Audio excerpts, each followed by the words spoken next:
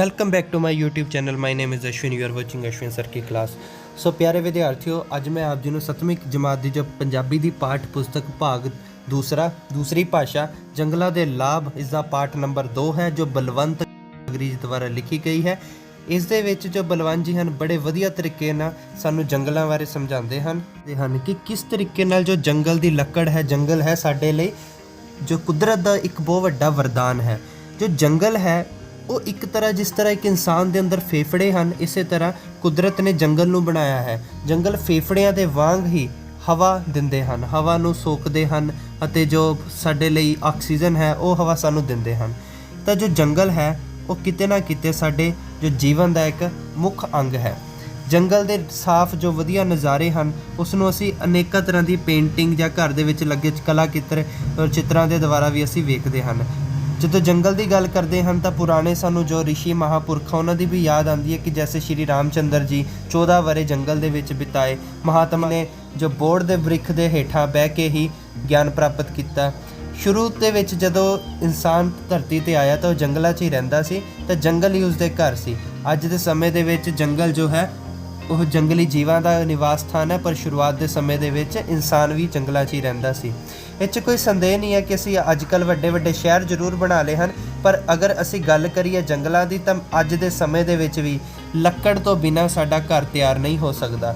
ਜਿਵੇਂ ਕਿ ਅਸੀਂ ਫੱਟੇ, ਸਟੀਰੀਆਂ, ਇਸ ਤਰ੍ਹਾਂ ਦੇ ਜੋ ਲੱਕੜਾਂ ਹੈ ਉਹ ਜੰਗਲ ਦੀ ਲੱਕੜੀ ਤੋਂ ਹੀ ਪ੍ਰਾਪਤ ਕਰਦੇ ਹਨ।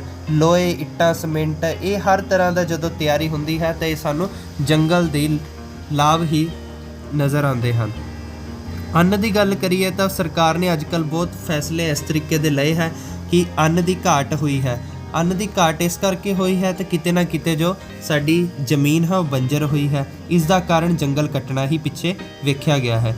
ਇਹ ਦੱਸਿਆ ਗਿਆ ਹੈ ਕਿ ਜਦੋਂ ਵਾਯੂਮੰਡਲ ਦੇ ਵਿੱਚ ਅਲੱਗ ਪ੍ਰਕਾਰ ਦੀਆਂ ਗੈਸਾਂ ਹਨ, ਉਹ ਜਦੋਂ ਬੱਦਲ ਬਣਾਉਂਦੀਆਂ ਹਨ ਤਾਂ ਮਰੂਥਲ ਵਾਲੇ ਇਲਾਕਿਆਂ ਤੋਂ ਬੱਦਲ ਸਿੱਧਾ ਲੰਘ ਜਾਂਦੇ ਹਨ। ਲੇਕਿਨ ਜੇ ਕਿਤੇ ਕੋਈ ਜੰਗਲ ਹੈ ਤਾਂ ਉਹ ਇਲਾਕਾ ਠੰਡਾ ਹੋ ਜਾਂਦਾ ਅਤੇ ਮੀਂਹ ਪੈ ਜਾਂਦਾ ਹੈ।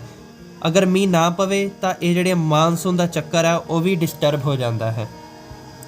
ਇਸ ਤੋਂ ਇਲਾਵਾ ਜਦੋਂ ਸਰਕਾਰੀ ਰਿਪੋਰਟਾਂ ਦੀ ਗੱਲ ਕੀਤੀ ਹੈ ਤਾਂ ਪਤਾ ਚੱਲਿਆ ਕਿ ਕਈ ਐਸੇ ਸ਼ਹਿਰ ਹਨ ਜਿਹੜੇ ਬੰਜਰ ਹੋ ਗਏ ਹਨ, ਉਹਦਾ ਪਿੱਛੇ ਕਾਰਨ ਜੰਗਲ ਕੱਟਣਾ ਹੀ ਹੈ। ਇਸ ਤੋਂ ਅੱਗੇ ਵਧਦਿਆਂ ਅਸੀਂ ਘਰਾਂ ਦੇ ਵਿੱਚ ਦੇਖਦੇ ਹਾਂ ਕਿ ਜੰਗਲ ਦੀ ਲੱਕੜੀ ਸਾਡੇ ਘਰ ਦੇ ਵਿੱਚ ਜਿਸ ਤਰ੍ਹਾਂ ਕੁਰਸੀਆਂ, ਮੇਜ਼, ਮੰਜੇ, ਪੀੜ੍ਹੀ, ਇਹ ਸਾਰੀ ਸਾਨੂੰ ਪ੍ਰਾਪਤ ਕਰਵਾਉਂਦੀਆਂ ਹਨ। ਸਰਦੀ ਦੇ ਵਿੱਚ ਲੋਕ ਲੱਕੜ ਬਾਲਦੇ ਹਨ, ਘਰਾਂ ਵਿੱਚ ਚੁੱਲ੍ਹੇ ਬਲਦੇ ਹਨ, ਲੱਕੜ ਦੀਆਂ ਕਿਸ਼ਤੀਆਂ ਬਣਦੀਆਂ, ਨਿੱਕੇ ਜਹਾਜ਼ ਬਣਦੇ ਆ, ਗੱਡੇ, ਰੋੜੇ, ਇਸ ਤਰੀਕੇ ਨਾਲ ਸਾਨੂੰ ਜੰਗਲ ਦੇ ਲਾਭ ਮਿਲਦੇ ਹਨ।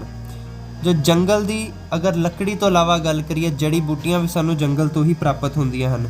ਜੋ ਜੰਗਲ ਦੀਆਂ ਜੜੀ ਬੂਟੀਆਂ ਹਨ ਇਸ ਤੋਂ ਹੀ ਹਸਪਤਾਲਾਂ ਦੇ ਵਿੱਚ ਅਲੱਗ-ਅਲੱਗ ਤਰ੍ਹਾਂ ਦੇ ਜੋ ਦਵਾਈਆਂ ਤਿਆਰ ਹੁੰਦੀਆਂ ਲੈਬੋਰਟਰੀ ਦੇ ਵਿੱਚ, ਜੋ ਇਨਸਾਨ ਦੀ ਜੋ ਸ਼ਮਤਾ ਹੈ ਉਸ ਨੂੰ ਵਧਾਉਂਦੀ ਹੈ, ਉਸ ਦੀ ਬਿਮਾਰੀ ਨੂੰ ਕੱਟਦੀ ਹੈ।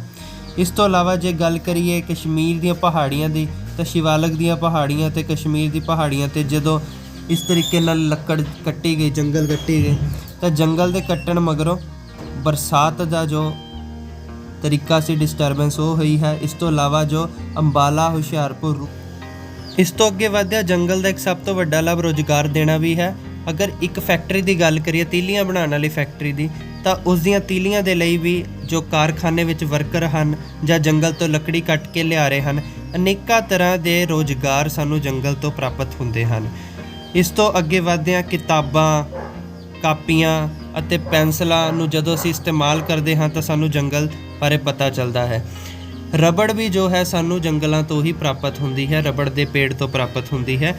ਕੁਦਰਤ ਨੇ ਆਪਣਾ ਇੱਕ ਐਸੇ ਤਰੀਕੇ ਦਾ ਬਿਰਧ ਬਣਾਇਆ ਹੈ ਕਿ ਜੇ ਕਿਤੇ ਜੰਗਲ ਵੱਧ ਵੀ ਜਾਣ ਤਾਂ ਜੰਗਲ ਦੀ ਜੋ ਲੱਕੜੀ ਹੈ ਬਿਰਖ ਆਪਸ ਦੇ ਵਿੱਚ ਹੀ ਰਗੜ ਖਾ ਕੇ ਸੜ ਜਾਂਦੇ ਹਨ। ਇਸ ਤੋਂ ਇਲਾਵਾ ਜੇ ਕਿਤੇ ਜੰਗਲ ਵਧਣ ਤਾਂ ਹਨੇਰੀ ਝੱਖੜ ਆਉਣ ਦੇ ਨਾਲ ਜੋ ਜੰਗਲ ਦੀ ਲੱਕੜੀ ਹੈ ਜ਼ਮੀਨ ਥੱਲੇ ਧੱਸ ਜਾਂਦੀ ਹੈ ਅਤੇ ਕੁਝ ਸਮਾਂ ਪੈ ਕੇ ਉਹ ਕੋਲਾ ਬਣ ਜਾਂਦੀ ਹੈ। ਅਤੇ ਕੋਲਾ ਸਾਨੂੰ ਪਤਾ ਅੱਜ ਦੇ ਸਮੇਂ ਦੇ ਵਿੱਚ ਸਾਡੀ ਬਹੁਤ ਵੱਡੀ ਲੋੜ ਹੈ। ਜਿਸ ਦੇਸ਼ ਦੇ ਕੋਲ ਕੋਲਾ ਨਹੀਂ, ਉਸ ਦੇਸ਼ ਬਾਕੀ ਦੇਸ਼ਾਂ ਨਾਲੋਂ ਪਿੱਛੇ ਰਹਿ ਜਾਏਗਾ। ਵਧੀਆ ਕਿ ਜੰਗਲ ਹੈ ਸਾਡੇ, ਉਹਨਾਂ ਉੱਤੇ ਕਈਆਂ ਨੇ ਕਵਿਤਾਵਾਂ ਲਿਖੀਆਂ ਹੈ। ਕਿੱਕਰਾਂ, ਬੇਰੀਆਂ ਅਤੇ ਪਿੱਪਲਾਂ, ਬੋੜਾਂ ਦੀਆਂ ਅਸੀਂ ਕਵਿਤਾਵਾਂ ਕਵੀਆਂ ਕੋਲੋਂ ਸੁਣੀਆਂ ਹੈ।